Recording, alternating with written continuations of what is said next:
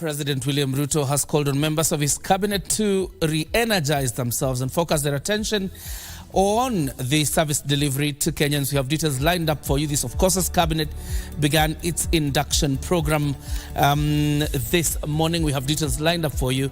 And of course, tonight on Know Your Legislator, we have a member of parliament and their constituency who will be telling you who we will be featuring tonight. But first things first, here are tonight's highlights.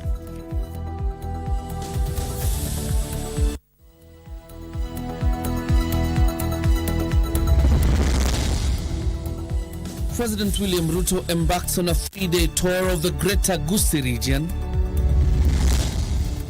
We want even a more faster implementation of the project. Accountability to be a key performance indicator for the reconstituted cabinet.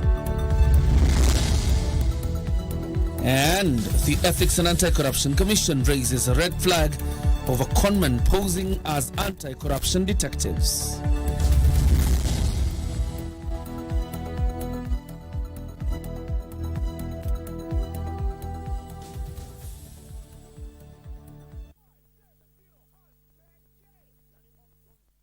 Brian Muraru is our sign language interpreter. My name is John Jacob Kioria, stepping in for Tom Boya. Let's begin our broadcast tonight with the news that President William Ruto says the government has entered into a partnership with Kuwait to help build and improve schools in the country. Speaking in Nyamira County during his 3-day tour of the greater Gusi region, the head of state said the Gulf country has already contributed 1.4 billion shillings to improve 68 schools in the country and pledging to have a university set up in the area before January of 2025. Governor, how are you, my friend? How are you, SG? How are you, my dear? The president, who was accompanied by his deputy Rigathi Gachagua, kicked off his 3-day tour of Gusi region in Nyamira County, laying a foundation stone for the Kiabonyoru High School dormitory, where Ruto revealed the strides the government has made with its international partners to boost the education sector in the country. Serikali ya Kenya na serikali ya Kuwait sasa tumekubaliana na tuko na pesa bilioni 1.4 1.4 billion shillings ya watu wa Nyamira kuwajengea mashule watoto wenu.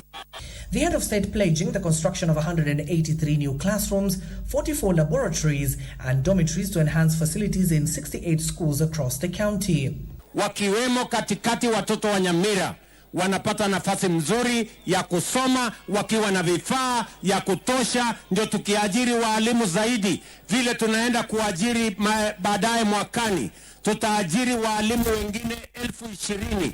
Ruto committing to have a new university set up at Kiabonyoru, North Mugirango before January. Katika ile mpango sasa iko hapa mbele ili tuweze kuanza kujenga hii university. Mimi naenda kutafuta milioni 500 ya kwanza ya kuanzisha hiyo university hapa. The president further rallied support for key projects under Better, noting that despite the withdrawal of the Finance Bill 2024, the administration will ensure the promises are kept. Huyu Nyamoko hakufanya makosa kupiga yes. Alipiga yes kwa sababu program ambayo nimekujia hapa leo ndio iweze kusonga mbele. Ndio tuweze kupata pesa ya kuendesha mradi wetu wa mambo ya stima. Ruto said the appointment of a broad-based cabinet that included members of the opposition did not mean that there was a coalition agreement with the ODM party. Waswahili wanasema umoja ni nini? Si umoja ni nguvu jameni? Na wasihi, na waomba, tuungane, ndio tupate nguvu ya kuendesha Nyamira mbele, kuendesha Kisii na Nyamira mbele, na kuendesha taifa letu la Kenya mbele. Nimelete salamu mingi kutoka watu ya Mount Kenya, mumekubali? Unajua nyinyi na sisi ni watu moja. Biashara ya matatu karibu mmefukuza, sisi tumekubali. The president further called for unity and urged leaders to work with the citizenry, as it has been the main plea from Kenyans for the last 1 month. So we are all united. Na ndio sababu mimi vile vile nimeunganisha Wakenya wote kwa kuunda serikali ambayo inalete Wakenya wote pamoja. Abdiaziz Hashim for Prime Edition. And let's focus on that broad-based government mentioned by the president. The government has put measures in place to ensure the new cabinet delivers on its mandate. Speaking during the induction workshop for cabinet secretaries at the International Support Peace Training College in Karen, Nairobi, the head of public service, Felix Koskei, said accountability will be the yardstick for the CS's performance. Koskei at the same time urged the CSs to become champions of fighting the ghost of corruption. Timothy Kipnusu has that report. The Cabinet Secretaries Induction Forum at International Peace Support Training College in Karen, Nairobi. It is here that the head of public service, Felix Koskei, revealed government's commitment in transforming the lives of Kenyans by ensuring there is a total overhaul in delivery of services in different ministries. And we did not want that tempo to reduce. We want even a more faster implementation of the projects. Koskei said the government will not tolerate misuse of public resources, even as he urged the cabinet secretaries to help the president in the war against corruption, which has become a thorn in the flesh for a long time now. We want to ensure that each and every cabinet secretary becomes a champion of fighting corruption in their respective ministries, and principal secretaries also becomes a champion of fighting corruption in their respective state departments. Earlier at the State House, President William Ruto has called for members of his newly sworn cabinet to prioritize the needs of Kenyans in discharging their respective mandates. Make the people of Kenya your first and only priority. And don't allow personal issues to come in the way of your duty. At his charge before the cabinet and principal secretaries retreated for an induction, the head of state warned the members against being beholden to any other interest except the will of the electorate. It was not about your friends. It was not about your relatives. It was not about your family. It was not about your political formation or your community. It was about the people of Kenya. The induction took place within Nairobi as part of austerity measures by the Kenya Kwanza administration. Timothy Kipnusu for Prime Edition. As the induction was happening, there was handover, of course, to the new and incoming CSs. And the new National Treasury and Economic Planning Cabinet Secretary, John Mbadi Ngongo, has pledged to implement various cost-cutting measures and payroll reforms. The initiative, according to CS Mbadi, who will involve linking government payroll to an integrated financial management information system, IFMIS, to eliminate ghost workers. This comes even as newly appointed Environment Cabinet Secretary Aden Barry Duale pledged to rehabilitate public parks with a focus on preserving rivers and greening the country. They all spoke during the official takeover in their respective ministries. Good morning.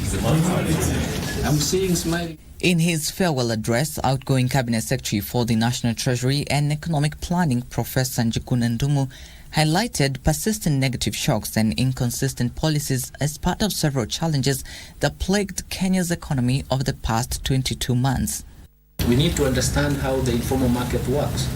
And if we understand how informal market works, how can we raise taxes through the informal market without distorting the market? We want to come up with a tax policy that is predictable in terms of revenue, that is predictable in terms of the manufacturing sector and the production sector. Second, Kenya must exit the grey list. Mbadi says the journey ahead is undoubtedly challenging as the ministry will have to adopt innovative solutions to sustain revenue streams amid scarce resources and absence of a current Finance Act in place. Clearly, if we cannot integrate our payroll system from the state departments to IFMIS, which is our parent accounting system, and all the way to KRA, then we don't know what we are doing. So anyone who is standing on the way in that reform, please give way. We must prudently and efficiently use public resources. Elsewhere, Environment Cabinet Secretary Aden Duale says there is need to focus on balancing economic growth with environmental preservation to ensure Kenya's continued leadership in sustainable practices. We will continue to strengthen our climate action agenda, promote green growth, and ensure sustainable natural resources management. Our ministry will support effective coordination of climate action by all actors. They both spoke when they officially took over in their respective ministries. Trevor Ngindo for Prime Edition. Elsewhere, the judiciary has unveiled an initiative to address the severe overcrowding in prisons facilities countrywide. The Chief Justice, Martha Koome, while launching the decongestion initiative at the Nairobi Remand and Allocation Maximum Security Prison and Industrial Area, said this will help ease strains on resources in the prison system, which undermines the rehabilitation of offenders. Koome said the judiciary will adopt community services orders, or rather will adopt community service orders, that is CSOs, to replace incarceration for eligible convicts. Some 376 out of 4,000 offenders at Industrial Area Prison in Nairobi are set to be released in the first phase of a decongestion initiative launched by Chief Justice Martha Koome. In the first phase, the initiative will focus on re-evaluating bail and bond terms for individuals who have not yet been convicted but are currently held in remand. And we want to start with this cohort that we are releasing to showcase that actually even free boards can work, isn't it? We also want to release those who have qualified for CSO, community service order, to show to the public and to show to the communities that you can be engaged usefully. The second phase of the initiative will involve an ongoing review of sentences by High Court judges to achieve a sustainable prison population, with Nairobi's prisons housing 9,458 inmates, with nearly half being unconvicted individuals. And when I hear somebody has been here for 11 years waiting for trial, I tend to think that person has served the sentence.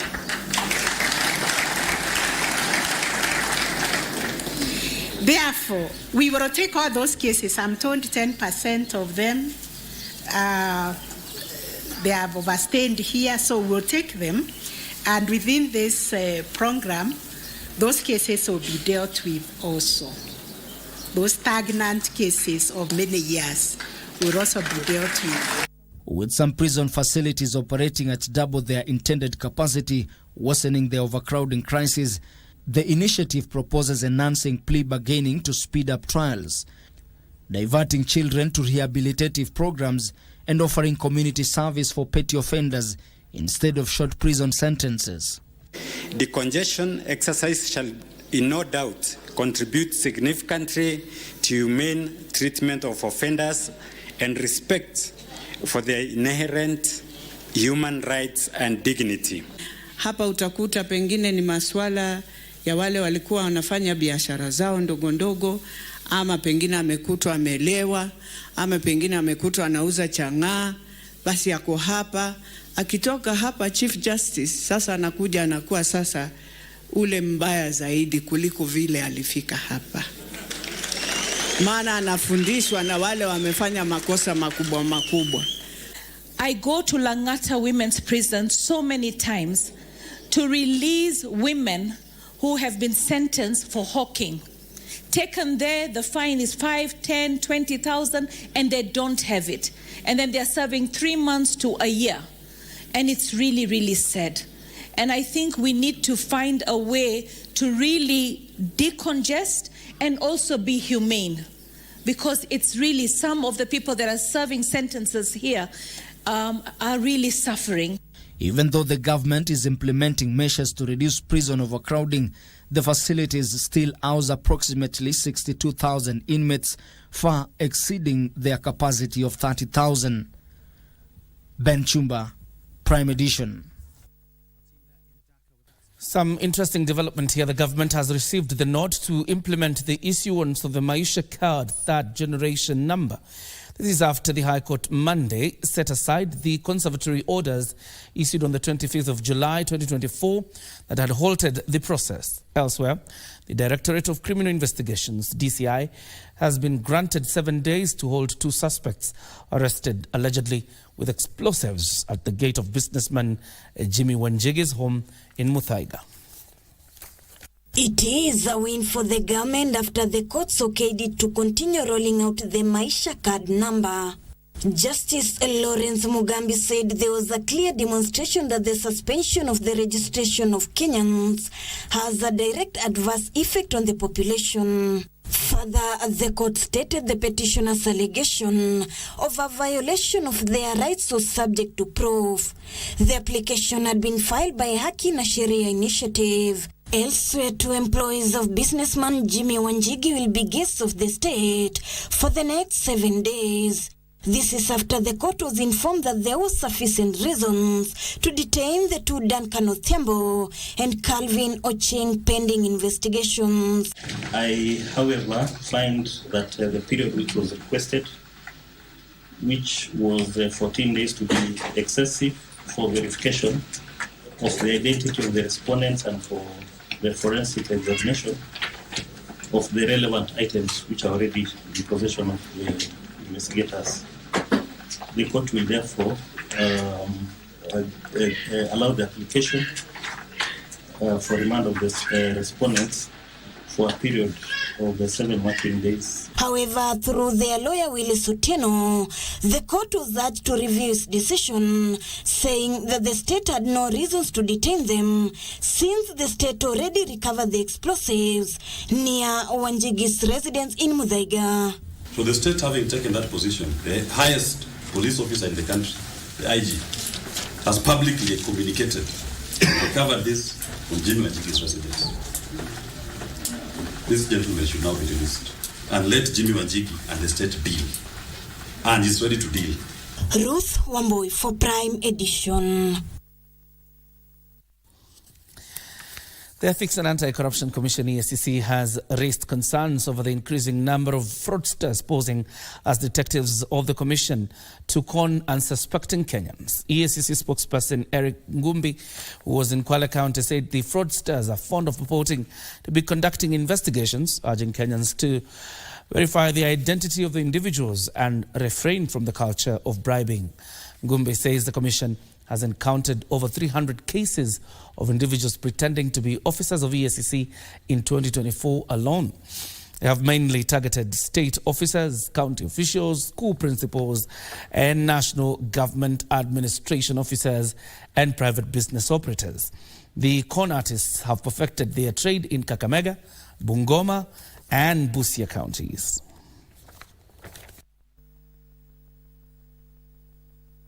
The Commission is surprised at the very high level of readiness with which most Kenyans are willing to bribe their way out of perceived trouble. This is manifest in the cases of imposters that have been reported so far, where many people report after they have already been conned by these imposters. So let us embrace the culture of seeking to verify the authenticity of any alleged detective who seeks to engage a public officer or any other member of the public on a matter of investigation. EACC does not do some of the things that have been done by these imposters, such as summoning suspects to hotels and other places that are not official. EACC. Youth in the country have called for adequate representation in the nation's governance structure to amplify their voices on issues that affect them. This was the message that took center stage during this year's International Youth Day themed Clicks to Progress. The theme was in line with their calls for the restructuring of a National Youth Council to accommodate their views. John Kahiro reports on the celebrations amid calls for the youth to embrace digital platforms as a source of income and job creation. The International Fete kicked off across various counties. In Nairobi County, The celebrations were spearheaded by youth living with disabilities. They called for inclusion in the country's leadership structure. We should be given spaces, we should be given opportunities, and that constitutional right should be upheld as it is. Escalating joblessness was highlighted as a key contributor to social vices, with leaders urging youth to leverage on tech space to earn a living. They should continuously engage young people with disabilities to provide opportunities for them to engage in these spaces. We have very innovative ideas that could transform this country in another level. And in Mombasa County, the meeting point was Swahili Port for the celebrations. Here, the message resonated with that of their counterparts in Nairobi. To our leaders and to other young people around us, because as young people, I believe where the difference will come in is through our networks. Youth were challenged to tap into digital initiatives such as Ajira Digital and Talanta Hela. His Excellency the President, through his engagement, we are able to convince some of the social media companies to now allow Kenyan young people to, get money out of the content they create. The push for strengthening of the National Youth Council to enhance youth representation also topped the agenda. And in Samburu County, participants urged the government to invest in technological centers for youth to use the space for job creation. The message resonated in Naro County, where the event was held at Olentimama Stadium. We are going to give them tenders. We are agreed with the cabinet and the governor that 30%, as is always required, will go to the youths. As the world commemorates the International Youth Day, calls have been made to all stakeholders in the country to join efforts in empowering the youthful section of the society, and especially those living with disabilities. John Kahiro, Prime Edition, Nairobi. A report by John Kahiro takes us to a very fast breather right here on Prime Edition. Don't go too far, we're coming back with more news, including business and sports. Statistics have come yet to see how many children are into this child prostitution. But it is happening because of desperation. Because of desperation, you find even the mothers send their children. As a country, we also have a future and a dream of our children. Because of the ones who will inherit this country after we are born, they are the citizens of tomorrow. We need your protection. We need you to assist us in protecting these children.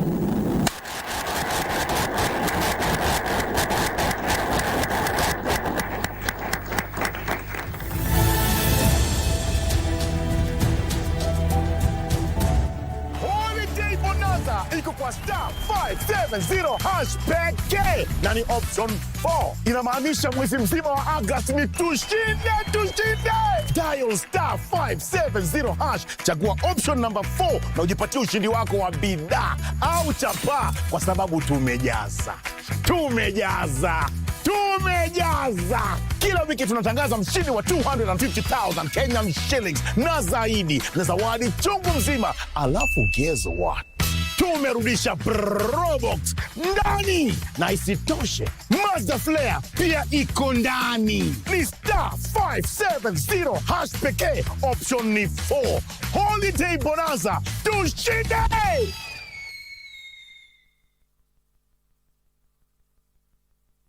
Kenya ni nchi ya mabingwa, na Hapa hakuna shortcut. kuwa bingwa ni kujitolea, kujituma. Mabingwa hutambua mabingwa wenzao.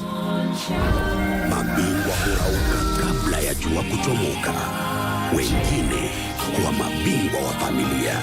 Mabingwa huhakikisha tuna shine kama mabingwa. Wao hutulisha vyema. Ma-influencer wa kutuconnect mtandaoni. Mabingwa, wale ambao hutuongoza. Sisi wote ni mabingwa. Kijana hapo mbele, mzee hapo nyuma. Jamaa na jembe. Boda aliyemleta jamaa na jembe. Msichana wa kibao. Memba wa bodi, msichana wa maziwa. Sisi wote ni Team Kenya.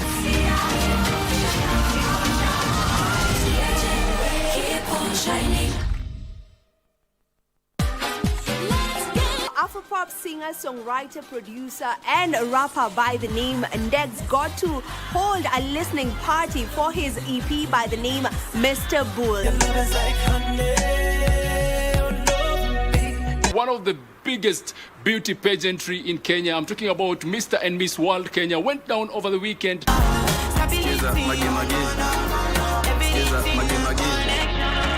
Dance Your Style is a dancing competition that is global with 51 countries participating, and Kenya is among those countries.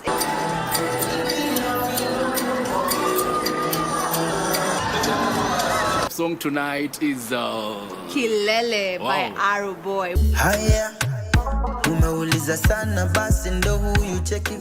Ni waja wangu, Mungu anatoa ahadi. La in shakartum, kama mtanishukuru kwa kichache, kwa kingi, basi nitawazidishieni. Na pia anatuambia wala in kafartum inna adhabi la shadid. Inaitakikana ndugu Muislamu, ndugu mtazamaji, uwe ni mtu ambaye kwamba unamshukuru Allah tabaraka wa taala kwa kile ambacho kwamba Mungu amekupa. Usiwe ni mwenye kulalamika, mbona napoishi kidogo tu. Hapana, shukuru. alladhi jamaa malahu wa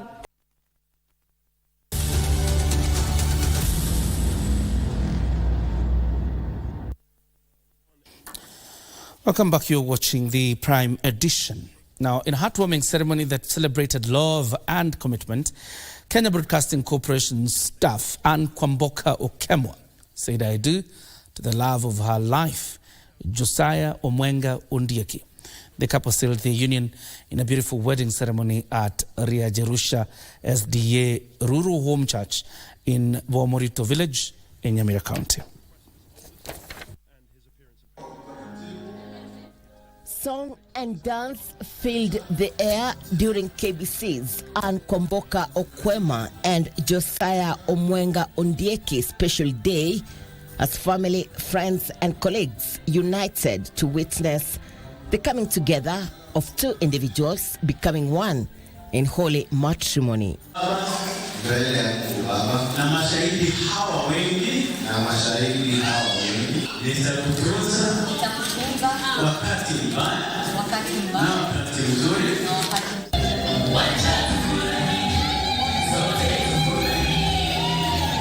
The two committing to honor, love and respect in sickness and in health until death do them part.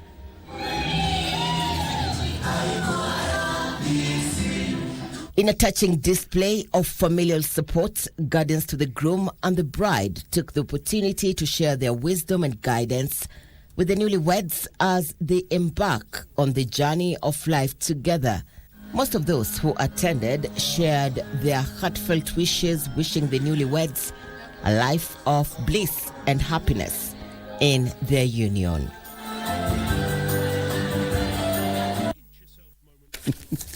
And we wish Kwambox all the best in the new journey that she has begun. The government has been challenged to capitalize on scientific data to give more accurate projections of the weather with the changing climate conditions. Geospatial scientists from across the world who are converging in Nairobi for a 3-day Afri-Geo conference say they have noted that the lack of funding is the main hindrance to the sector's potential in boosting proper utilization of data collected from the space. These and other stories in our County News Roundup. Speaking during the opening ceremony of the Afri-Geo Symposium Regional Center for Mapping of Resources and Development, General Director Dr. Emmanuel Nkurunziza noted the need for African countries to improve their technology for geospatial data collection, saying that this will help in addressing the existing gaps in climate change mitigation. Government are principal target because whether you like it or not, the policies must be right for the actual activities on the ground to address the issues. Conservation data, satellite data, and all the big data that we get, we can be able to tell that northern Kenya in the next 20 years is going to be drought prone or is going to be flood prone, so that we plan ahead. It's important because we want to reduce the duplication of efforts. We also want to reduce duplication of resources. Now we are in a strained world, and it's important for us to try and join our forces. Elsewhere, hundreds of men drawn from Catholic Church Raira Parish in the Archdiocese of Nairobi were trained on mental health illness awareness. Stress can contribute a lot to the high levels of dementia that we are seeing today. But let us not use chemicals to cope with our stress. Meanwhile, the county government of Murang'a is in its final stages of rolling out telemedicine services with the aim of improving service delivery in the health sector. Murang'a used to collect 1.6 million per month revenue. Now Murang'a Level 5 Hospital is doing 6 million per month. In Kakamega County, more than 5,000 residents from Quisero constituency are said to benefit from a government-funded electrification project estimated to cost approximately 180 million Kenyan shillings. Go a long way in helping them manage their daily affairs, support businesses, and even support the agribusiness, those who are doing the chicken farming. Still in Kakamega County, a section of youth who work in the Juakali sector have asked the government to actualize the Kazi Mtaani program to enable them earn a living to support their families. Mr. Rais amekuwa kitenga. Sasa venye alisema kazi mtaani inarudi, hatujui itarudi lini kwa sababu yeye amekuwa akisema nimetenga na haziendi through. And preparation is underway in Busia County ahead of the September 4th edition of the Senate Mashinani session. We are very excited that on this occasion, 2024, we will be in the frontier county of Busia, the most westerly part of Kenya. Opicho Chemtai for Prime Edition. As the Minister for Local Government in President Daniel Arap Moi's government, Moses Mudavadi was so influential that even diplomats would pay him a courtesy call at his residence whenever they wanted special favors with State House instead of going to the Foreign Affairs Ministry. Tonight on the Cabinet, we focus on Moses Mudavadi.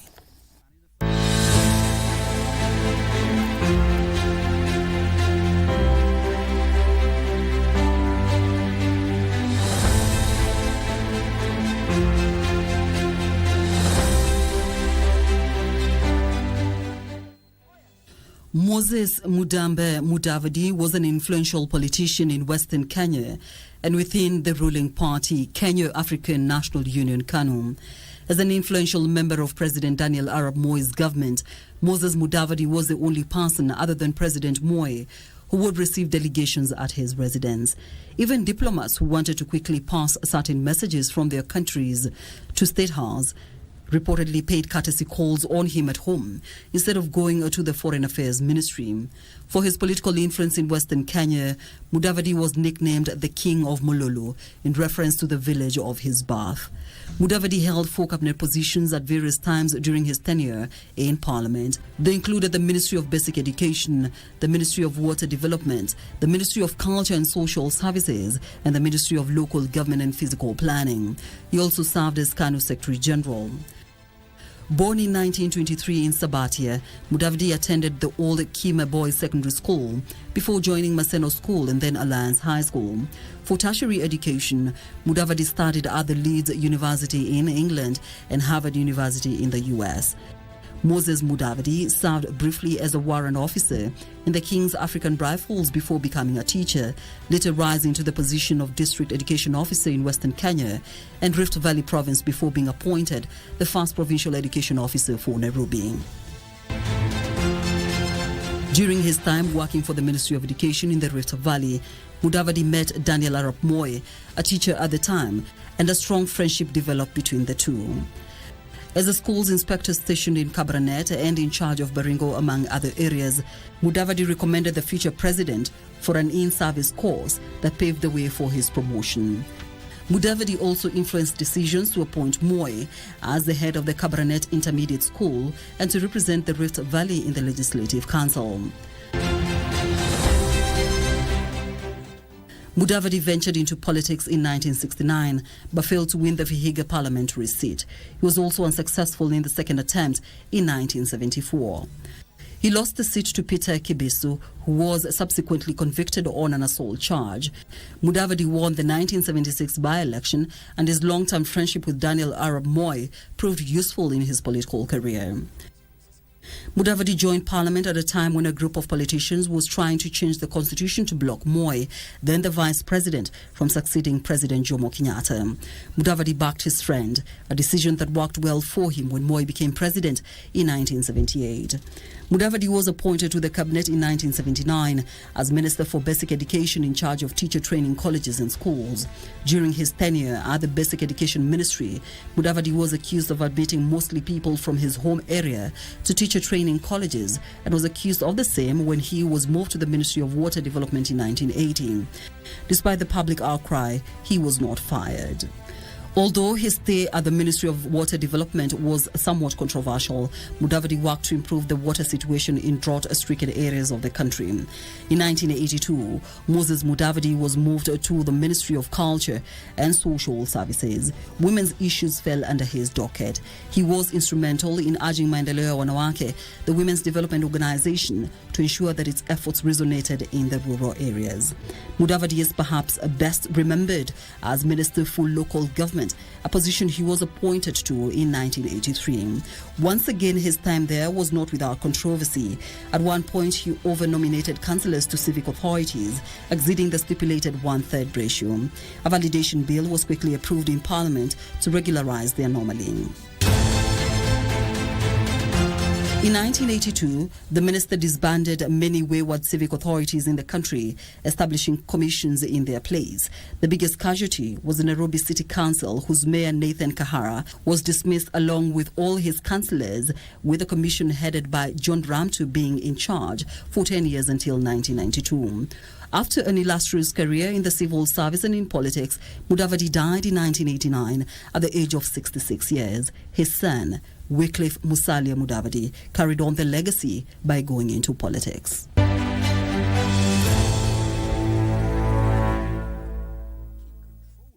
And his death marked, of course, the tenure of one of Kenya's youngest ministers by then, that is Wycliffe Musalia Mudavadi, who is Kenya's Prime Cabinet Secretary now, and of course has also at one point in the Grand Coalition government occupied the position of Local Government Minister. Now, Gatundu South constituency in Kiambu County is predominantly an agricultural area that relies on tea and coffee as the main cash crops. The constituency has booked a place in the books of history as a home to two of the country's 5 presidents. So what is the story of Gatundu South when it comes to development, and has the constituency adequately absorbed the National Government Constituency Development Fund and CDF to put it on the world map? In our monthly segment, Know Your Legislator, we venture into the constituency and bring you details of development, or rather Gatundu South's development path.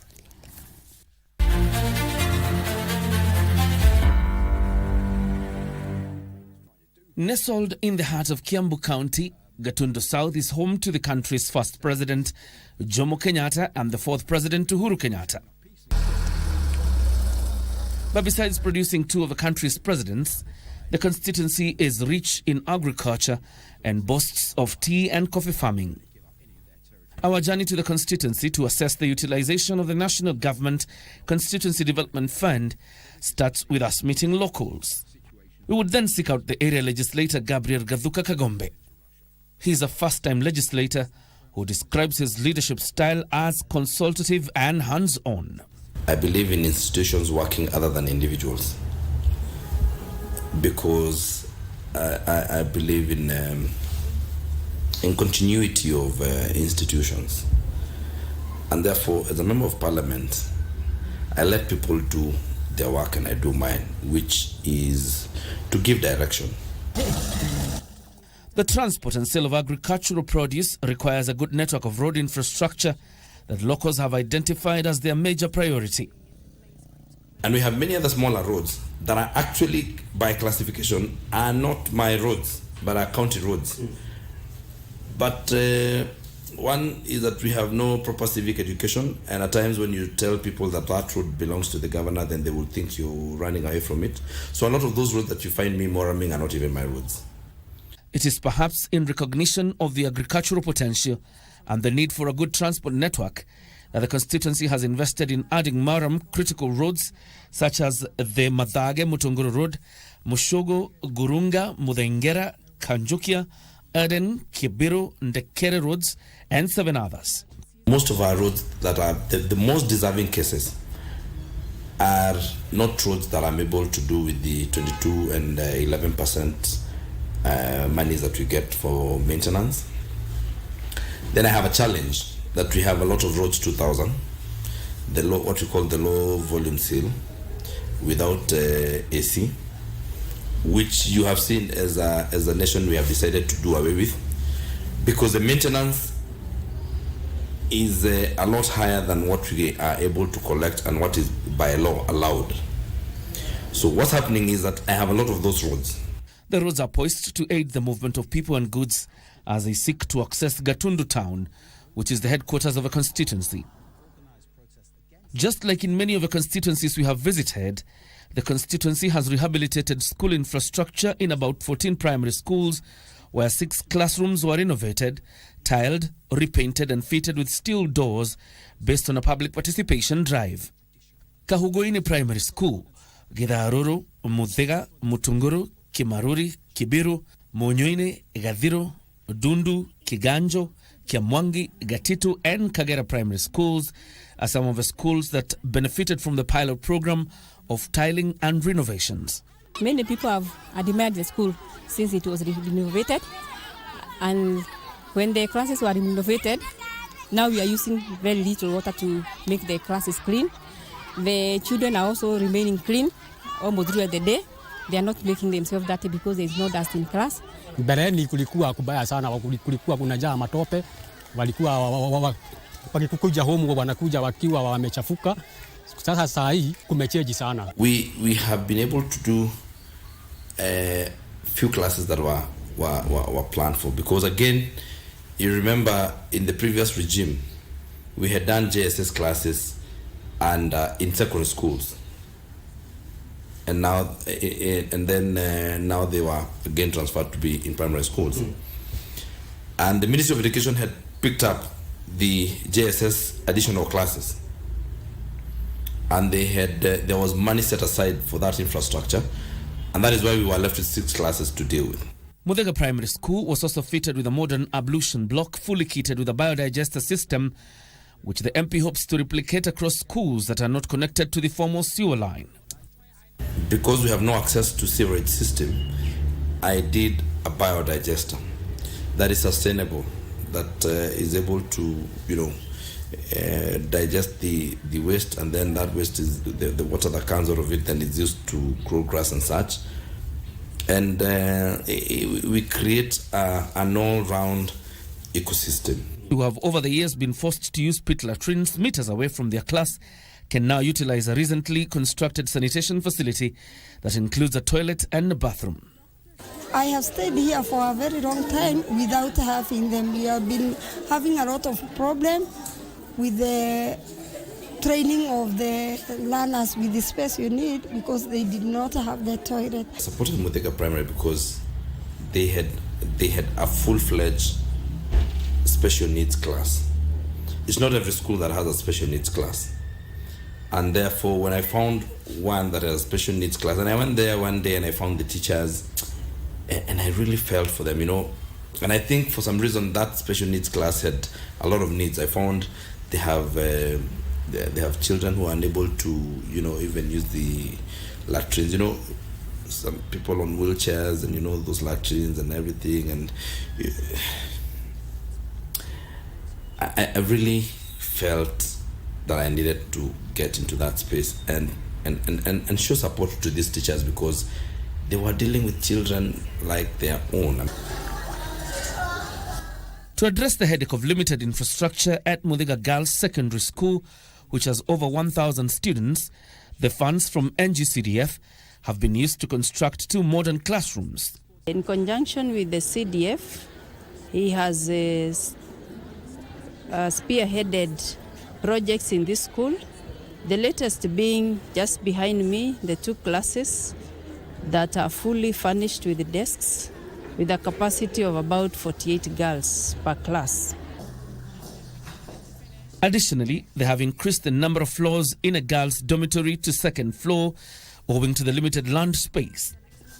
A 400 capacity dorm that was first started by the government through a project known as TIG, which is Transitional Infrastructure Grant, that was given to the school by the ministry to fund the putting up of the dormitory. And after that, our MP, G.G. Kagombe, has continued with the project to the 2nd floor, which is now complete. Bursary allocation to needy students, according to the MP, is an open process where the community agrees on deserving cases. I've done it differently. I've been trying to establish the system that works best. So one would be to get a team, a committee, a vetting committee that comes from every ward, that has people who are picked from every location or sub-location. But I've changed that system this year because I still had complaint here, complaint there. You feel, and there's someone who feels they are more deserving than that. And now what we've decided is to sit at the sub-location and we decide at a public participation. Niko na watoto wawili secondary Kiamwangi na nasomesha na basari hii ya Kagombe. Ananipatianga basari, alafu na mi kazi yangu ni ya kibarua ya 300. Sasa hizo zingine naenda kutafuta na huko ndio nipate nilipe shule. The legislator says plans are ongoing to roll out similar programs in other schools using the National Government Constituency Development Funds, in addition to construction of roads and power connectivity. What you're seeing is just the tip of the iceberg. This is what you see with your bare eyes. The rest of the work that pertains to education sector, and the most critical and important one is to make sure that the quality, this is a software. This is just the hardware. The software is the most important, and that's why I've put most energy in. John Jacob Kioria, Channel 1.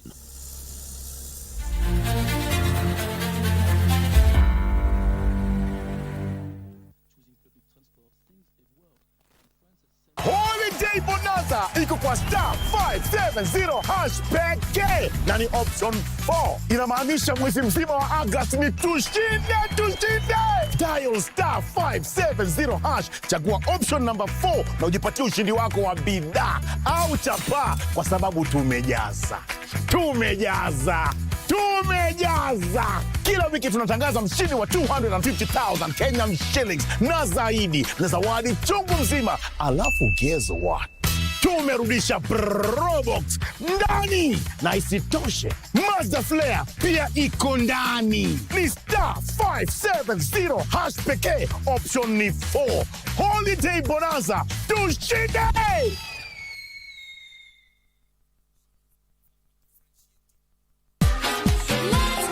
Afropop singer, songwriter, producer, and rapper by the name Ndex got to hold a listening party for his EP by the name Mr. Bull. One of the biggest beauty pageantry in Kenya, I'm talking about Mr. and Miss World Kenya, went down over the weekend.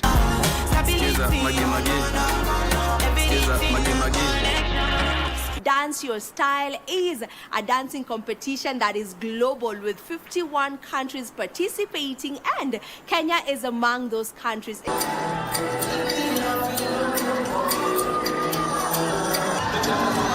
Song tonight is Kilele by Arrow Boy. Haya, umeuliza sana basi ndo huyu cheki vile bebe wangu fire.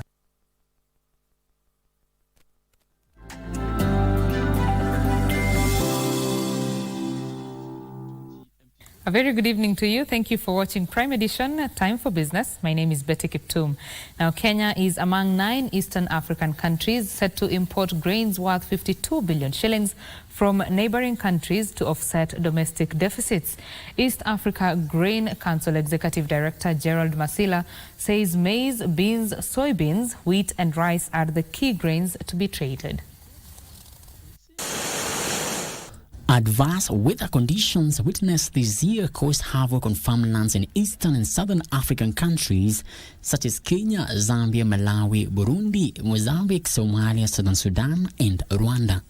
This is projected to have a negative impact on food harvest this year and adversely affect their ability to feed their population.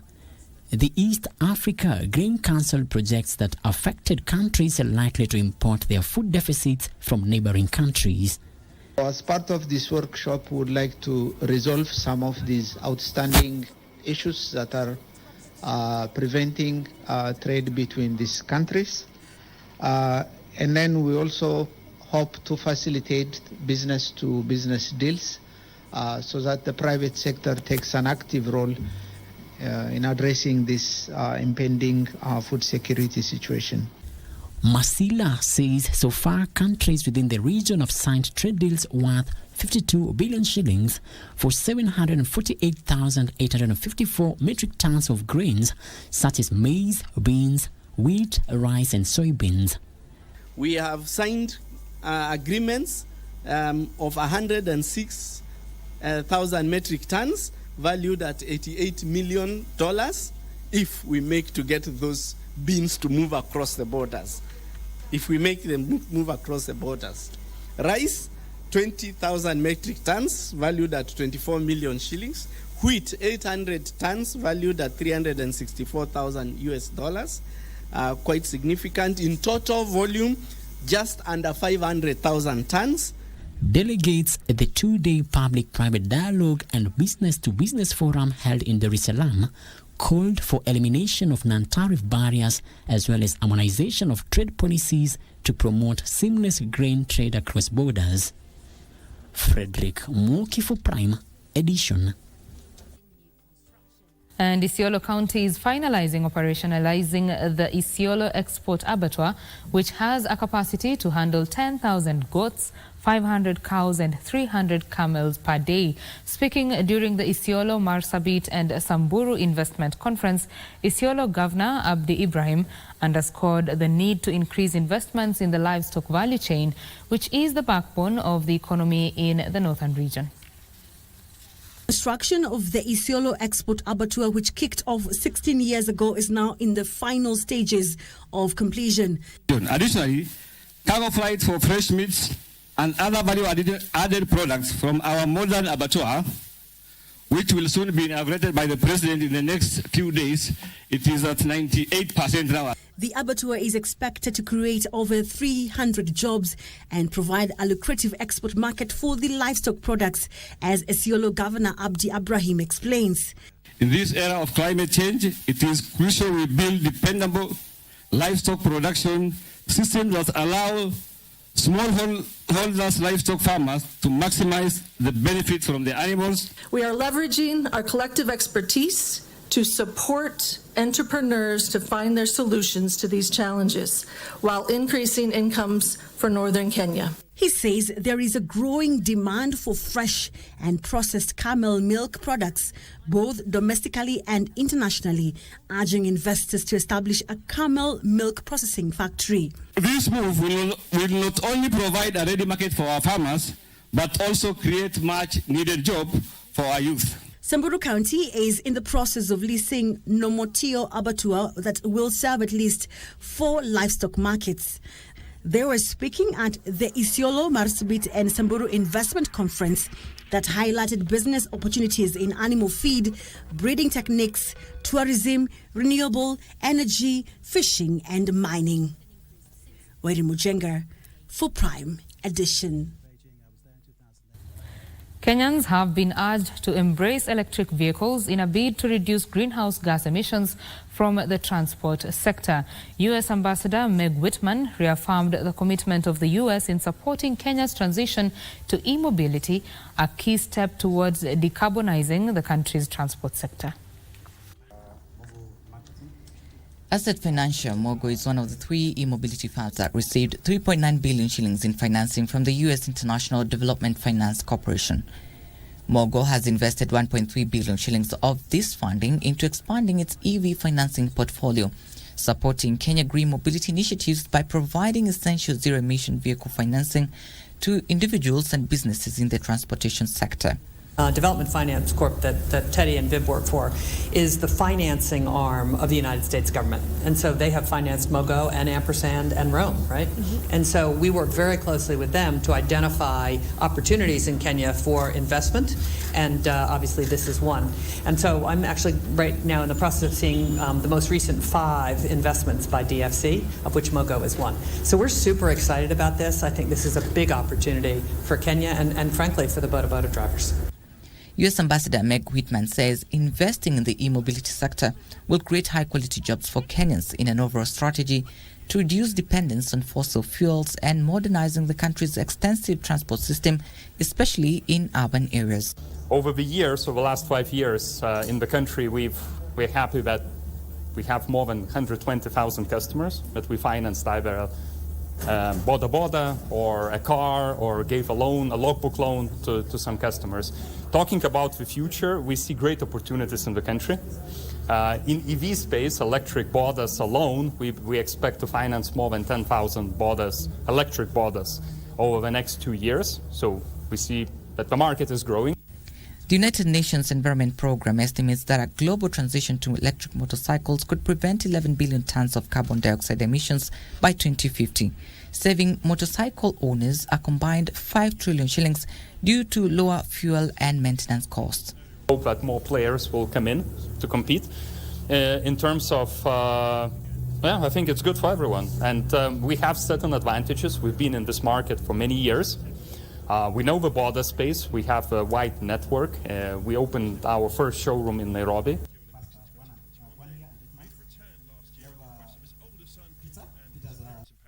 Equity Group made 28.5 billion shillings in net profit during the first 6 months of this year, representing an 11.8% growth, which was driven by higher interest income.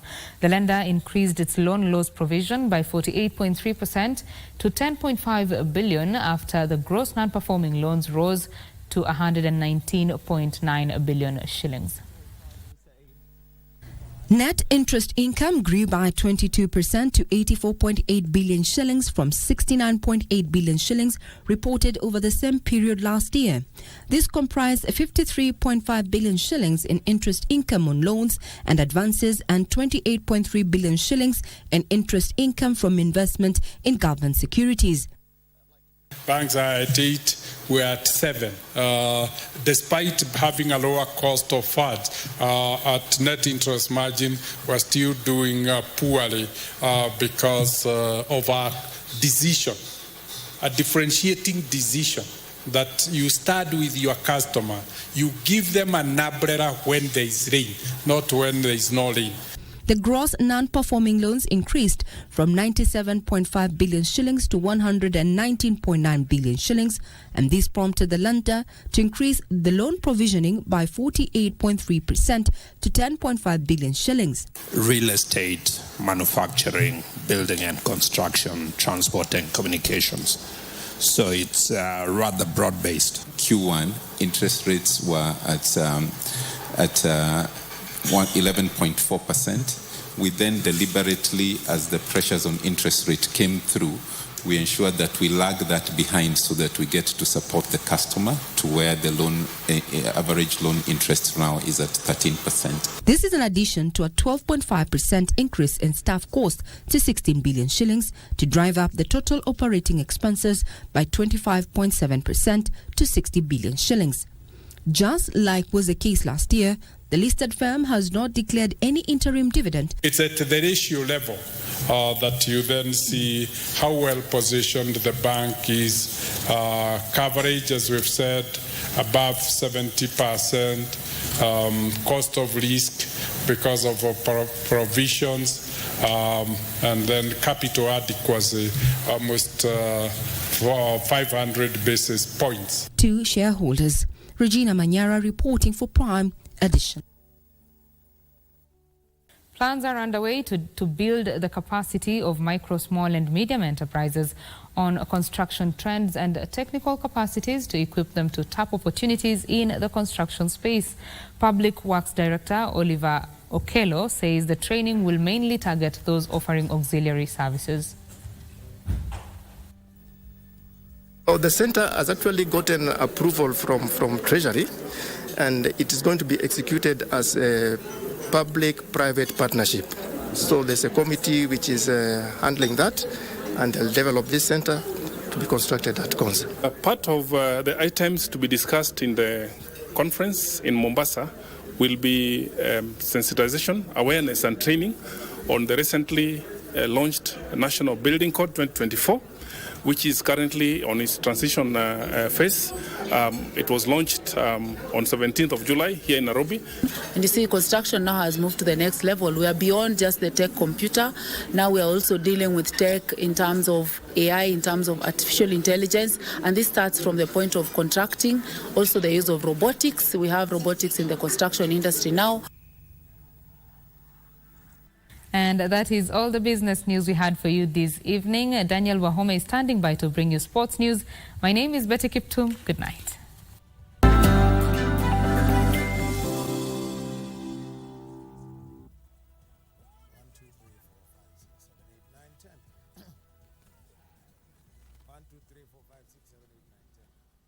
Holiday Bonanza iko kwa star 570 hash pekee na ni option 4. Inamaanisha mwezi mzima wa Agosti ni tushinde.